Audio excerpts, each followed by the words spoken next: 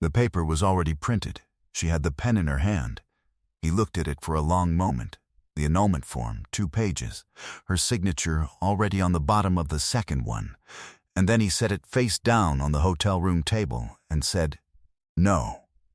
Sloane stared at him. "I'm sorry, I'm not signing it." He said it the way you say something you have already decided, not something you are deciding now. "Not today. We got married last night," she said, "in a chapel, by an Elvis. Elvis was ordained. The license is real. I checked. You checked, at 6 this morning." He picked up his coffee from the hotel room's machine, like he lived here, like this was a normal Tuesday, and looked at her over the rim. "I want to talk first. There is nothing to talk about. I don't know you. You don't know me. Last night was tequila," he said, "and a mechanical bull. And you told me I was the only person in that bar who looked like they were somewhere else entirely, and you were correct." He paused. "You also told me you were the best contract negotiator you'd ever met. That's not. So negotiate," he said. "Sit down. Give me 20 minutes. If you still want to sign after that, I'll sign." If you have ever woken up to the most catastrophic morning of your life and realized, somewhere around the second cup of coffee, that it might not be a catastrophe at all. Stay with us, because what Rhett Calloway says in the next 20 minutes, and what Sloane discovers over the following months, is the kind of story that starts with an Elvis and ends with something that will absolutely ruin you in the best possible way. Subscribe right now. You need to see where this goes. Sloane Merritt was 31, and she was in Las Vegas for the most aggressively practical reason a person can be in Las Vegas, a conference. 3 days of contract law seminars at the Venetian, 400 attorneys in lanyards, a schedule so packed she had not seen the Strip except from a cab window. She was senior associate at a firm that was going to make her partner in the spring if she did not do anything to complicate that, and she had not planned to complicate anything. She had planned to attend the seminars, collect the continuing education credits, eat the complimentary dinners, and fly home Sunday. She had not planned on Friday night. Friday night had happened because her colleague Britt had a theory about conference survival that involved leaving the hotel at 9 and walking toward noise, which was how they ended up at a bar called the Longhorn with a mechanical bull and a drinks menu that could only be described as aspirational. Sloane had done the bull. She had been dared. The exact right lever. And she had done 2 tequilas, and then a third she could not fully account for, and she had met a man at the bar. He had been standing slightly apart from his group, looking out at the room with the expression of someone who has arrived at a party they chose to attend and is now assessing whether the choice was correct. He was tall, dark-haired, dressed in the kind of casual that costs money without announcing it. He had a drink he was not finishing, and a quality of stillness that she had noticed from across the room, and then noticed herself noticing, which was already unusual. She had not approached him. He had approached her, after the bull, with a napkin because she had, at some point in the dismount, acquired a small cut on her palm. "That's from a ring," she had told him. "The grip. I should have taken it off." "Whose ring?" he said. "Mine," she said. Well, it was. It's complicated. She had not meant to say that. She blamed the third tequila. The ring was from a man named David, 18 months ago. An engagement that lasted 4 months before David announced he was in love with someone from work and thought honesty now was better than later. She had said she appreciated it. She had gone home, stared at her ceiling, put the ring in a drawer, and gone back to work the next morning. She had not cried at work. She had kept the ring because she hadn't decided what to do with it. She had been wearing it because the drawer felt like an admission she wasn't ready to make. She told the man at the bar all of this. She blamed Tequila's 2 and 3, and possibly something about the way he listened. Like he was genuinely interested, like he had no other destination for his attention. He told her his name was Rhett. He told her he was in Vegas for his best friend's bachelor party, which was why he was at the Longhorn, and that the best friend was currently on the Mechanical Bull, which was why he was at the bar. He told her he ran a company, described briefly and without elaboration. She told him she was a contract lawyer, to which he said, "What's the most interesting contract you've ever seen?" And she was so startled by the specificity of the question that she told him. For 20 minutes. After the 20 minutes he said, "What's on your hand is a mark from someone who didn't deserve to put it there. You should take it off." She looked at him. She looked at the ring. She took it off. She put it in her pocket. She felt, inexplicably and immediately, about 15 pounds lighter. What happened after that was Tequila 4, Britt disappearing with the bachelor party group, a walk that was longer than she remembered, and a chapel on Fremont Street called the Lucky Star that had a man in a white jumpsuit who sang 2 lines of Can't Help Falling in Love before reading the words that were, apparently, legally binding. She had thought it was a joke. She had said "I do" laughing. She had been laughing when he kissed her. She woke up at 7 with the certificate on the nightstand and stopped laughing. She had printed the annulment form by 8. Hotel Business Center, specific focused efficiency, the kind she applied to mistakes that could be corrected if you moved fast enough. And then he had sat across from her and said no, and asked for 20 minutes, and she was sitting down because she was a contract lawyer, and 20 minutes was a reasonable ask, and she was not afraid of 20 minutes. "Talk," she said. "Tell me something first," he said. "When you woke up and saw the certificate, what was the first thing you felt?" She opened her mouth. She closed it. "Horror," she said. "Obviously. And the second thing?" She looked at him. He was watching her the way he had watched her at the bar, not performing attention, actually paying it. The early morning light from the window was doing nothing unflattering to him, and she resented that. "Curiosity," she said, before she could stop herself. "About what? About who you actually are. You said you run a company. You were vague." Deliberately, he set the coffee down, because I've found that leading with the company changes the conversation in ways I don't like. He looked at her steadily. "My full name is Rhett Calloway. I'm the founder and CEO of Calloway Infrastructure.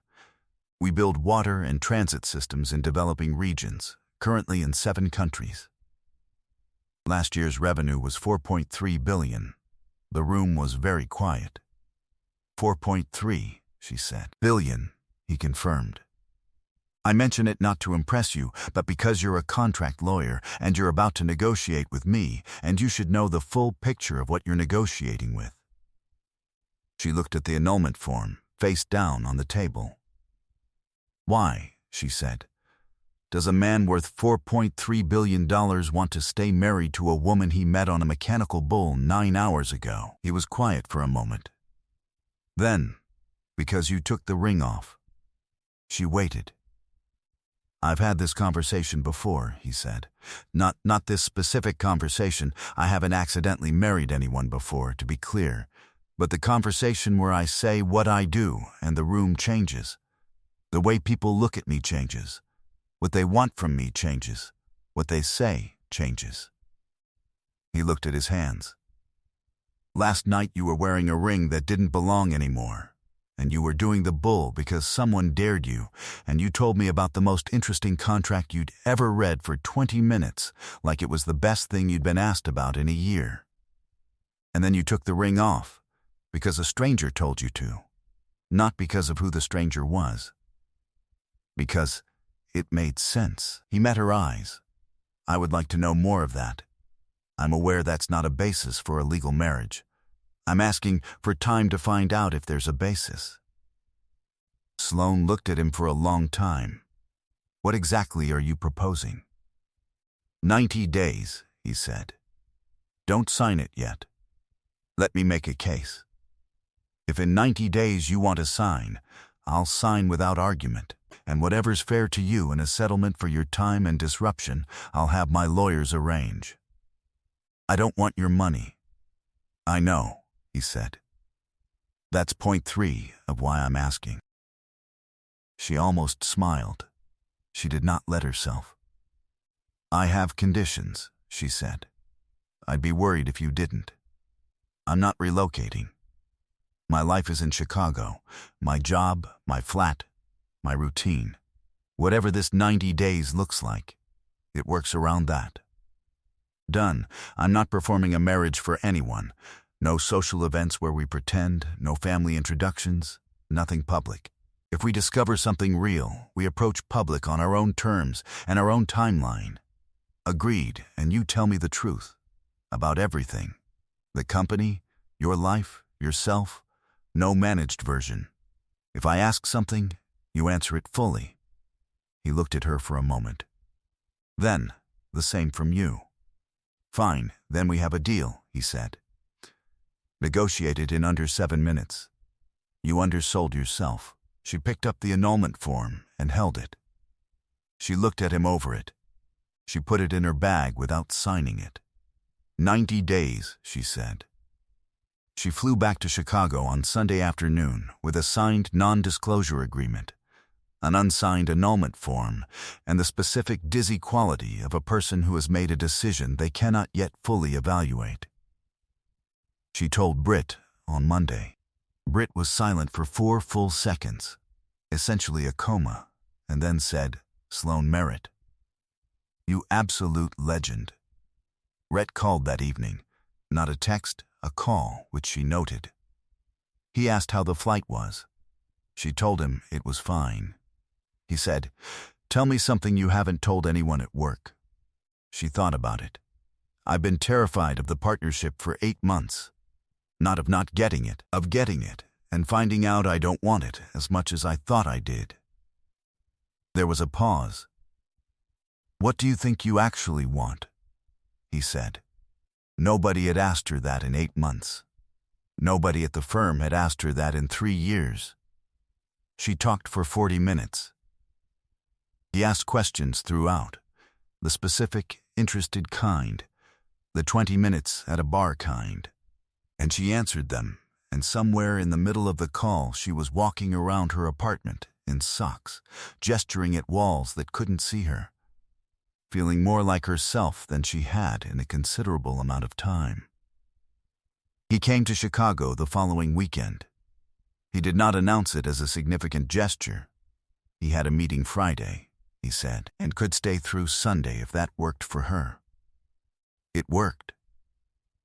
They had dinner Saturday at a place she chose, and she watched him in a restaurant that didn't know his name treat the server with the same attention he gave the conversation, and she filed it alongside the police report, the small, specific details that are more diagnostic than any grand gesture. The 90 days filled themselves with that kind of detail. He sent her a water infrastructure paper she'd mentioned wanting to read. She sent him a contract case. He called her on a Tuesday from Nairobi because he'd read it on the flight and wanted to discuss it. She filed that away. A man who reads the things you send him. She met his best friend, Marcus, the groom from the bachelor party, in month 2, at Marcus's insistence. At a dinner where Marcus looked at Sloan with the assessing warmth of someone who loves Rhett and is doing him the favor of forming an honest opinion. At the end of the evening, Marcus said to her, quietly, when Rhett had gone to get the car, he has never in the 12 years I've known him asked a woman for 90 days.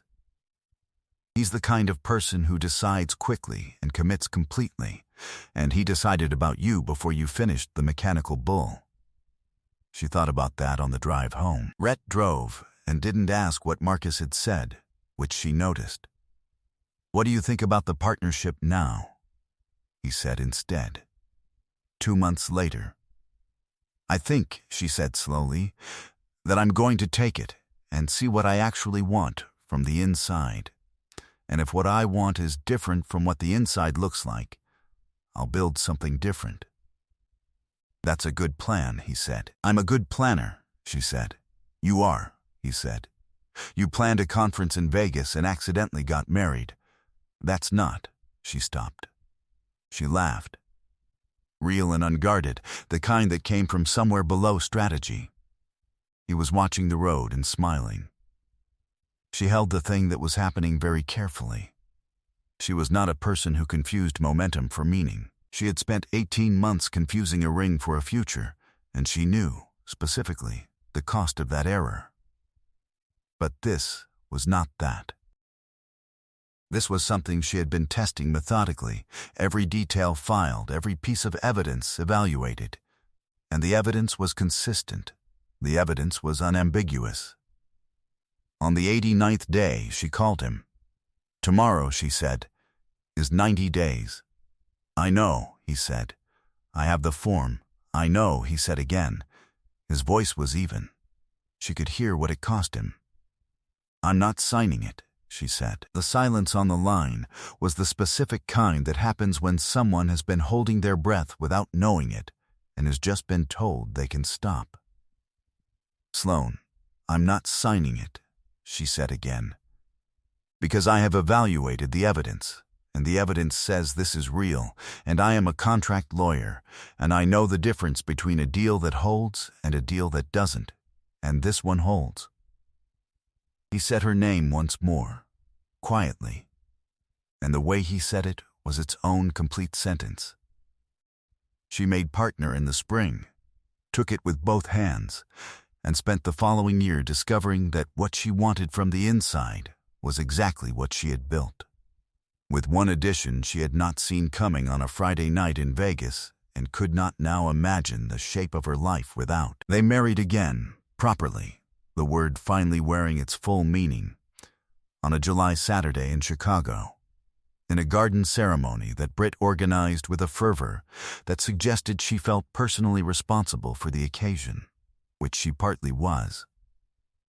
Marcus gave a speech that was funny for 4 minutes and then abruptly devastating, and at the end he looked at Rhett and said, You told me in that bar that you'd found the most interesting person in the room.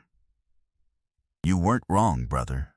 You were never wrong. Sloan stood beside Rhett in the garden with her proper dress and her real flowers and no lanyard, and thought about the bull and the tequila and the Elvis and the form she had printed at 8 in the morning with the certainty of a woman who knew exactly what she was doing. She had not known anything. That was the part nobody tells you. How little you know about the best things before they arrive. How unprepared the important moments find you. How the paper you print to undo something can end up being the thing that starts it. Because a man on the other side of the table says no and asks for 20 minutes and means every word of it. She put the ring on. Not the drawer ring. A new one. No old weight. No old story. Just the one that meant this. Some deals close in Vegas at midnight to an Elvis impersonator. Some of them hold. If this story made you smile, share it with someone who believes in the best kind of accident. Subscribe, because every week we are here, and we are just getting started.